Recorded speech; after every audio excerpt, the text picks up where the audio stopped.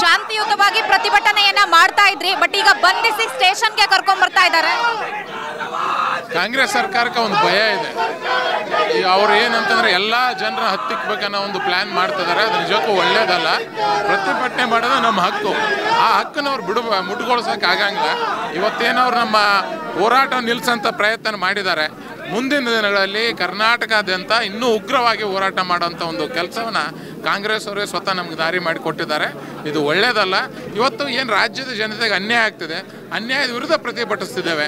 ಇವತ್ತು ಒಮ್ಮೆಲೆ ₹3.5 petrol diesel ಬೆಲೆ ಹೆಚ್ಚು ಮಾಡಿದ್ರಿಂದ ಜನರಿಗೆ ಭಾಳ ತೊಂದರೆ ಆಗಿದೆ. ಅದಕ್ಕೆ ಸಿದ್ದರಾಮಯ್ಯ ಸಾಹೇಬರು ಇದನ್ನು ಆದಷ್ಟು ಬೇಗನೆ ಈ ರೇಟನ್ನ ಹಿಂತಕ್ಕಬೇಕಂತೇಳಿ ನಿಮ್ಮ ಮೂಲಕ ಒತ್ತಾಯ ಮಾಡಿದೆ. ಗುರುವಾರದ ಹೋರಾಟ ಹೇಗಿರುತ್ತೆ ಸರ್? ನಮ್ಮ ರಾಜ್ಯಾಧ್ಯಕ್ಷರು ಏನು ಆದೇಶ ಮಾಡ್ತಾರೆ ಆ ಥರ ನಾವು ಹೋರಾಟ ಮಾಡ್ತೇವೆ.